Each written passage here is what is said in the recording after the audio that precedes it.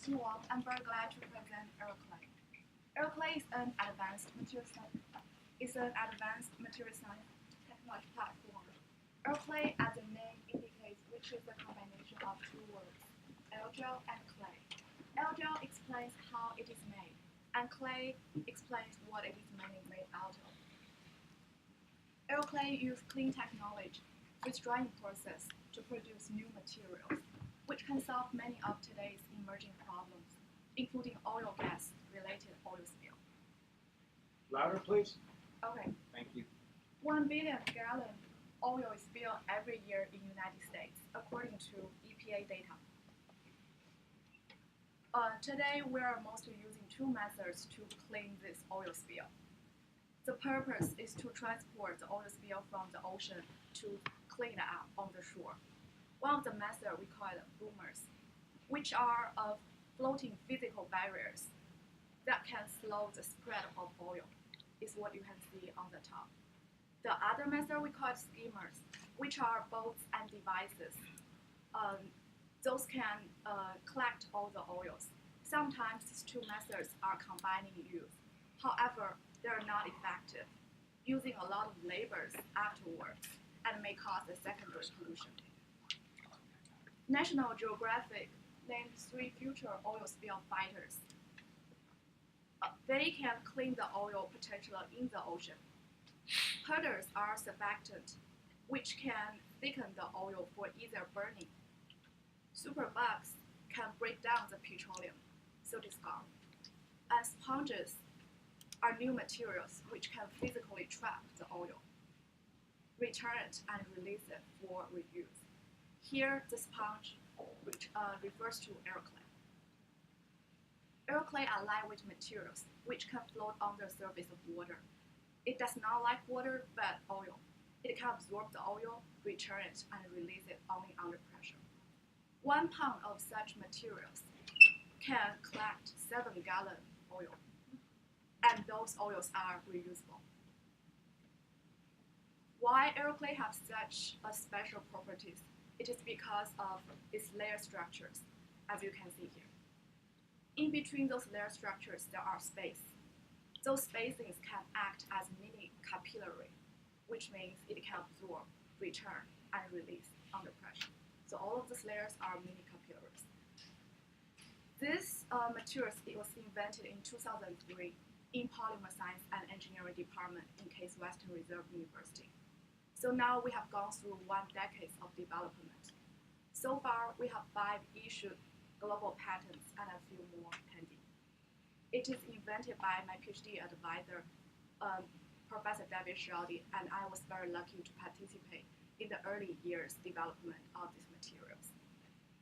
Now, we are very glad to bring these materials to the market. We are following a test, build, and sell model. We'll keep on repeating this cycle. When the market and products both are ready, then we'll expand to full manufacturing process and explore other fields of uses. There are a few third-party tests comparing AeroClay with the existing absorbents in the market. AeroClay shows the best absorbing and reabsorbing properties when compared to other materials. And other than that, other than crude oil, AeroClay can absorb another 10 types of different chemicals, expand its application from oil spill to environmental remediation. We have many interested customers. One of them even use AeroClay now in the gas station for cleanup. Our biggest challenge comes from the build process.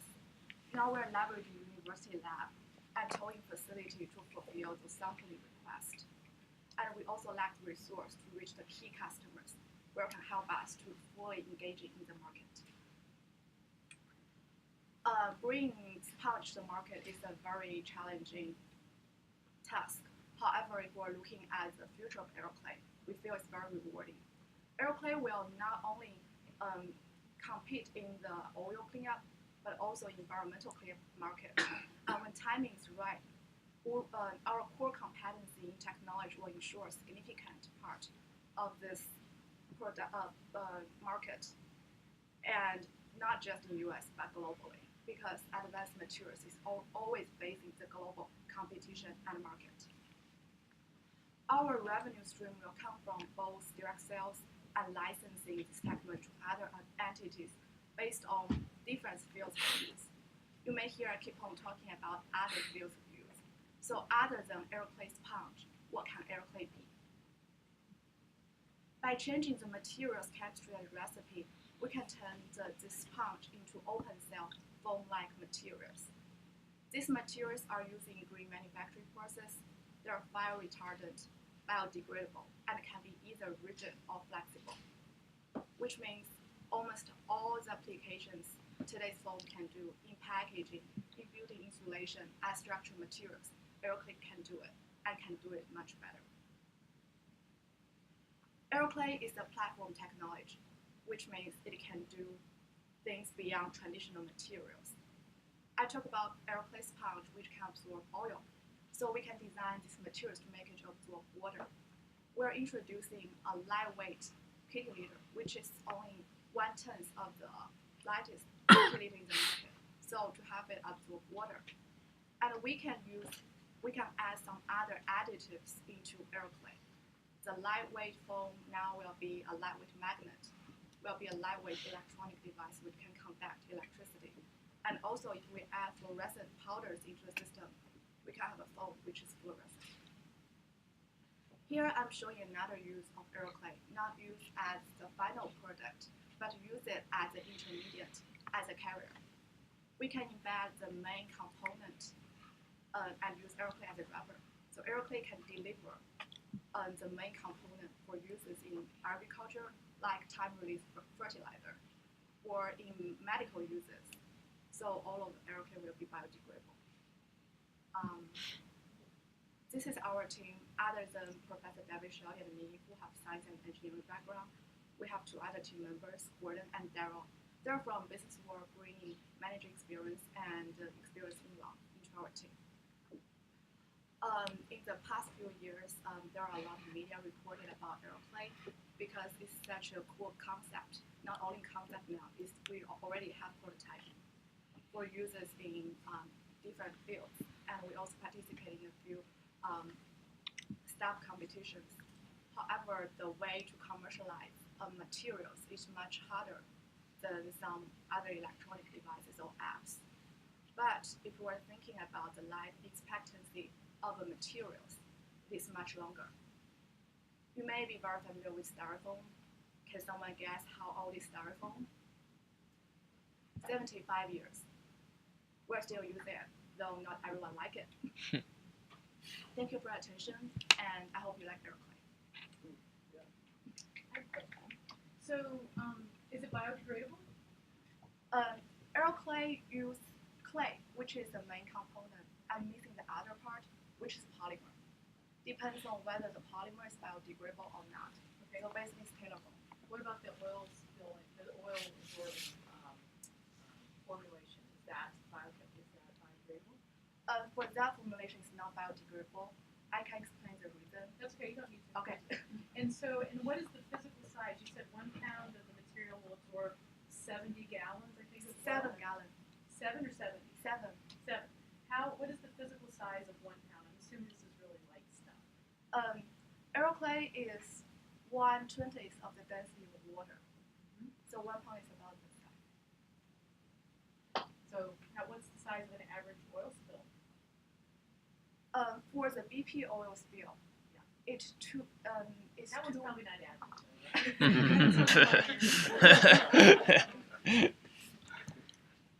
I mean, that's something I know of, but I have to cut it into average. Okay. So do you currently have like a bench scale pilot setup or a bench scale like manufacturing Yes, this product, or like scale. pilot scale, or like how much of the stuff are you making? We do not have a pilot line for the time being. We're using a tolling facility, so for each time it can produce around. Can't hear you back here, please. Oh, sorry. So And I don't think your mic is on either. it's flashing.